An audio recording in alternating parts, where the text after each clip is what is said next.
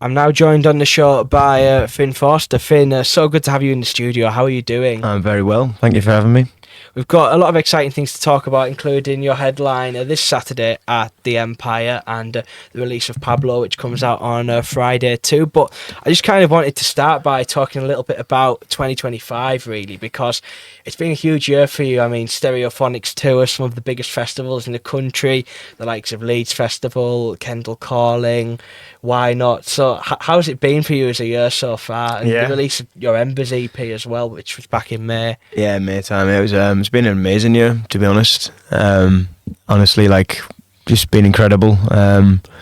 Overwhelming at times in all the best possible ways, and with how much has been going on. But I've learned a ton, and it's just made me even more excited to be kind of going into 2026 as well. I think. I'm just really grateful to everyone who's been supportive, and just grateful for the opportunities I've had, really, because it's been amazing. I mean, it's been, like you say, an incredible year, and I was saying that we saw you on the Stereophonics tour in Glasgow back in June, playing with them, and I must ask you, how was that? Because I know that they're massive heroes of yours. Because we saw you when you performed at the Light Switch on last year in Tennis Square, and you did a couple of covers, so it was clear then how much they meant to you as a band. But how was that, going on tour with some people that you idolise so much? Yeah, it was, to be honest, it was like surreal. It was so cool. I mean, I've grew up being a huge fan, so it's really nice to kind of be on the road with someone who you've always been a fan of as well. As an artist, it's like, it doesn't really get much better than that. And they were just lovely guys. Learned so much from them as well, just in terms of how professional they are and how you're supposed to operate on the highest level of touring. Because obviously there's one thing that touring at a high level, but then being able to do it for 25, 30 years is another thing as well, to be able to maintain everything and just keep everything so well oiled and just, you'd literally, I've always said it, they're like literally putting a CD on when you watch them live and listen to them. And it was amazing to get to see the behind the scenes and stuff, and they've got a lovely team that they tour with. I couldn't have asked for a better bunch of people to tour with. It was amazing.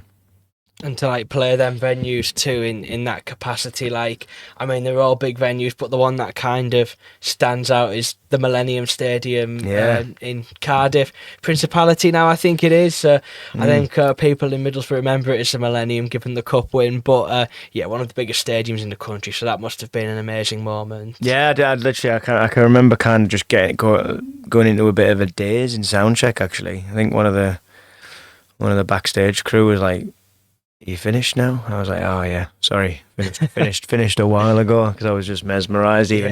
That was just in soundcheck as well. I wasn't even going out. Just hearing yourself in that size is absolutely mental. So yeah, I'll literally never forget it. It's amazing. And we can kind of see the stadium before the crowds come in as well, just in its entirety, and just how big it is with nobody in there. I bet it just felt like you say, one of them moments where it just kind of stops you for a minute. Yeah, 100%. I remember the last time I was in there was for the Carling Cup final for Middlesbrough, and I must have been about 6 or something, or 5. And yeah, no, probably, I don't know, I can't remember. Was I 7? But either way, I was a young lad, and I remember just being passed about like a trophy when we won the Carling Cup, so it was a little bit different this time. It was a bit big for that this time. But it was amazing to be back, and I'm looking forward to being back in Cardiff as well on next week. Be good. You've got a lot coming up, and it's kind of been split, really, your gigs this year, because you released the Embers EP back in May, and then you had some headline gigs, including one at the Clooney in Newcastle, but you've got another set of gigs coming up soon, including the headline at Middlesbrough Empire, and it coincides with the release of Pablo, which comes out this Friday. So would you mind sharing a little bit about that with us, this song that's coming out? Yeah, coming out Friday 14th of November. It is a song about my best friend who I met in college. True story.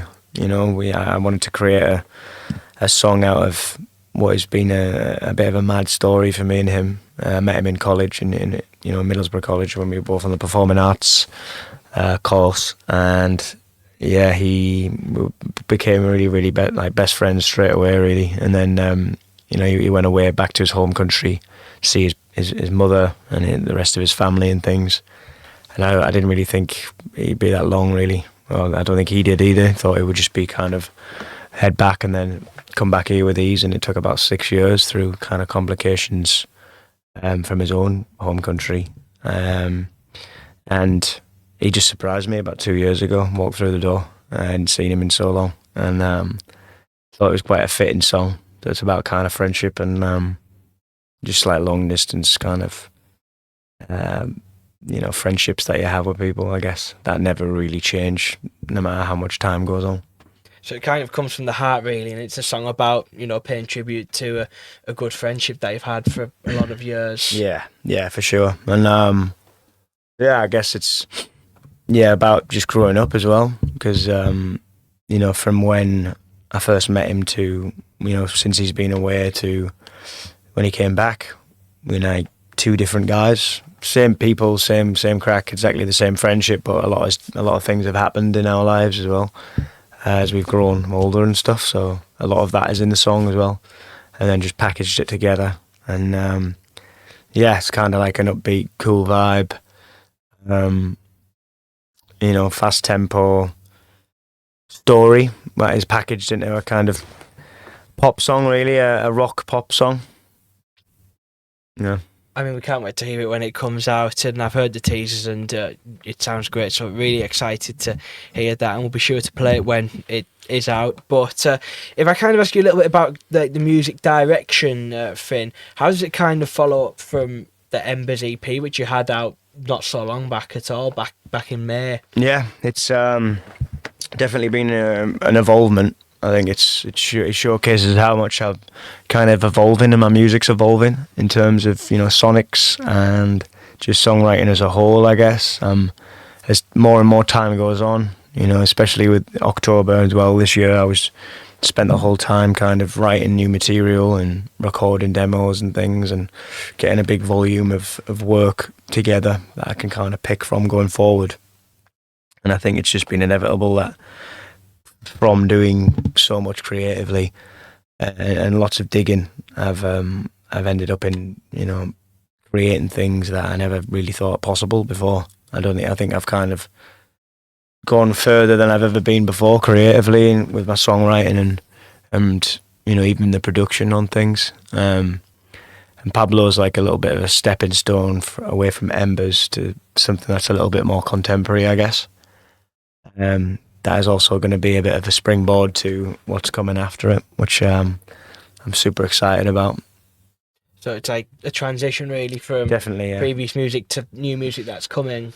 Yeah, 100%. I mean, I think I'm super excited to be getting it out, see the response. It's already had, multiple plays from BBC Introducing. It's been played on Radio 1. I did a Maid of Vale live session of it, of course, which went out on BBC Introducing, Radio 1, and then all three of them, the Maid of Vale session tracks have been championed on BBC Introducing North East. So it's the support already, even online and stuff as well, is really cool. I'm looking forward to seeing the full response when the full song's out.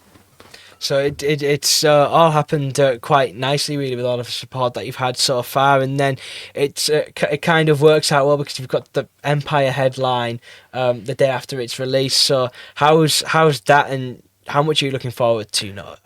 Your biggest headline in Middlesbrough, in your hometown, at the Empire, an iconic venue, which, as someone from the area, I'm sure that you've watched a lot of gigs there over the years. Yeah, 100%. I think it's just super special for me because I think it's an area where I've kind of exhausted in terms of venues as well.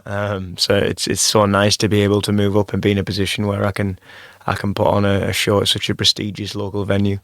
I look around these streets and I've played so many pubs, bars, other venues, and worked my way up from playing in the corner of bars and stuff to sometimes only the bar staff were in over the years, and doing multiple gigs a week, sometimes up to 3 or 4 in one day, and just build it from the ground up, from the grassroots and through local support. And to be where I'm at now in this position, to be putting a show on at the Empire, which is a real kind of step up for me.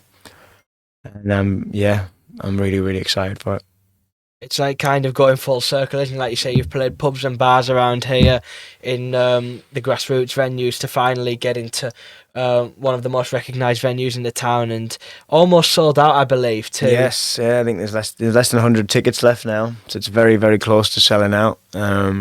However, I'll have a link for you when this goes out. If anyone still wants to grab tickets, or if there's any left, hit the link that we'll share, and come down. It's going to be good. I bet it would be an amazing thing to get sold out on the poster too. Yeah, it would, wouldn't it? Yeah. I know, we're not far off, so we'll see. We'll see what the next couple of weeks bring.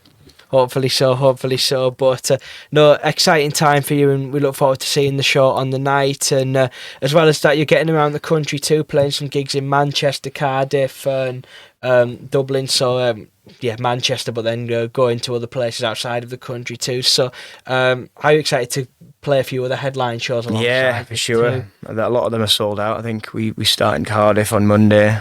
Well, I've got Nottingham first with the Bastille on Sunday.